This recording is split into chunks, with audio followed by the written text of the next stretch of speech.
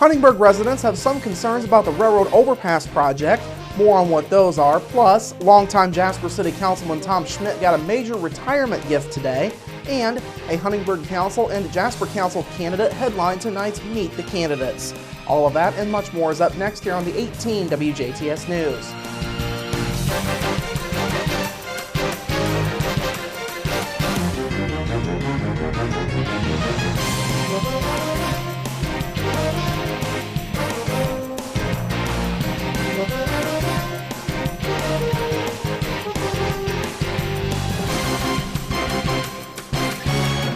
Hello, I'm Bradford Raths. We begin with Huntingburg residents getting their first look at plans for the railroad overpass project, and they did have a few early concerns.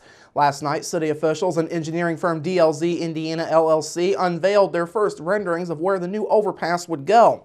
The proposed plans have the bridge spanning the Norfolk Southern Railroad and 12th Street. A new stretch of road would be built between 14th Street and would go south and southwest to connect with Skyline Drive just north of 9th Street. A short stretch of Industrial Park Drive would also be rerouted as part of the construction effort. Now, last night's meeting saw about 30 people show up, something that DLZ project manager Alan Mize was happy to see. That was a very good crowd. I mean, it's very good. It shows that the community is behind projects. It seems like they're for an overpass project. It just concerns about how ingress and egress to some of their properties. The biggest concern to come from those on hand was the potential for traffic issues on and around the overpass. Some on hand called for changes to make it easier for people to get from the overpass area back to State Road 64. DLZ officials say the public comment period will continue for a couple of weeks. After that, DLZ will meet with the city to discuss the public input.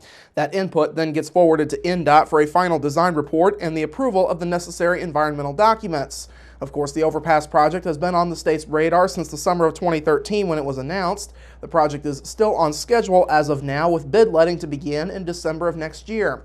Construction will begin in the spring of 2017, with the project expected to be complete sometime in 2018. The overpass project will cost about $9 million in all. 80% of that is being funded by state and federal dollars. The remaining 20% will come from city and county local matches. Jasper police took a woman into custody early yesterday afternoon after she attempted to burglarize an apartment and then drove drunk to get away from the law. JPD officers were called to Geoplex Apartment 103 in the 400 block of Kirkwood Drive on Jasper's north side just before 12:45 p.m. on a possible burglary in progress. Before officers arrived, a witness told police that a woman, 40-year-old Christina Hess of Jasper, had left the area and was driving a white Chrysler. A short time later, police found Hess's vehicle at Save-A-Lot and confronted her. Hess admitted to officers she had driven to the location. Officers suspected that Hess was driving under the influence of alcohol, which a field test found to be true. The test found that her BAC was 0.223%, or nearly 3 times the legal limit. Hess was booked into the DuBois County Security Center, and she's charged with a level 6 felony for driving under the influence. Now, Jasper police say the charge is a felony due to a prior conviction that took place within the last 5 years. Officials with the Jasper Street Department say starting Monday morning, they and city contractor Lechner Excavating will close 30th Street between Mill Street and Lottis Drive at the entrance to the Servants Incorporated for the installation of a storm sewer. Officials say the project, which will begin at 8 o'clock, is expected to keep this part of 30th Street closed for about 5 days. Of course, the schedule is subject to weather conditions. Motorists are being encouraged to use 47th Street and Mill Street or 15th Street and Kellerville Road as a detour. Jasper's Memorial Hospital and Healthcare Center is continuing to work on improvements, particularly when it comes to trauma care. Hospital President and CEO Kyle Bennett says Memorial is currently working towards being designated as a Level 3 trauma center in the state of Indiana.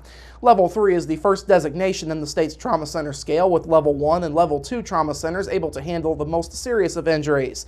Bennett says the designation is a big need for the region, as it would allow the hospital to handle more trauma patients than it currently does. There are actually EMS protocols where there are certain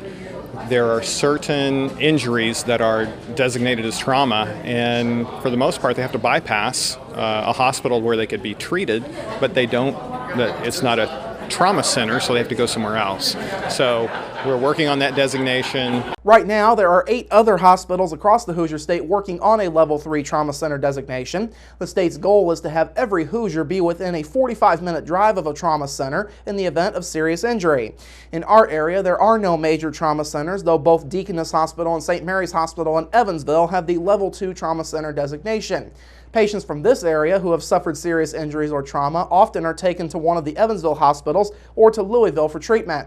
Bennett says Memorial Hospital has been working on getting this designation for about a year now. He says the hospital is expecting to get an in-process verification from the American College of Surgeons sometime within the next few months.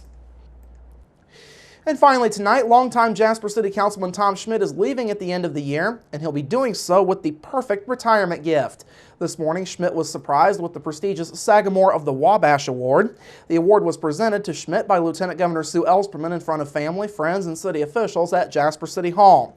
Now, Schmidt originally came to City Hall this morning for a meeting about a city stormwater issue, as he currently serves on the Jasper Stormwater Management Board. He was later escorted to the council chambers where the award was announced. Schmidt says the award was the surprise of his life. He says he's thankful for many things. I'm at a loss for words. I couldn't believe it when I opened the door. I thought, why is he taking us into council chambers? But here we were. So I'm very surprised and very thankful for all the people who have helped me, my family, friends, just everybody. Been real supportive of what I've done. So Schmidt is celebrating 40 years on the city council this year. Of course, he opted earlier in the year to not seek re-election this fall. Schmidt says as his tenure on the council winds down, he has many fond memories to look back on.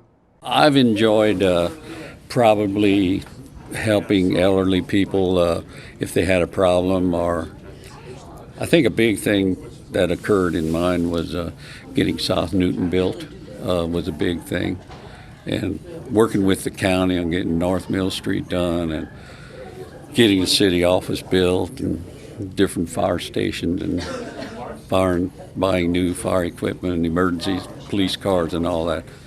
It's really been a pleasure working with all the different department heads. The 76-year-old Schmidt has served with 4 Jasper mayors, who are Robert Parker, Chick Ollis, Bill Schmidt, and of course Terry Seitz.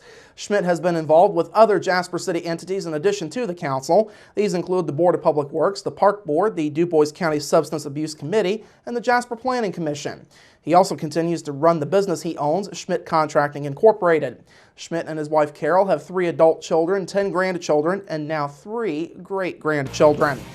All right, coming up after the break, your weekend forecast and tonight's Meet the Candidates. We're back after this.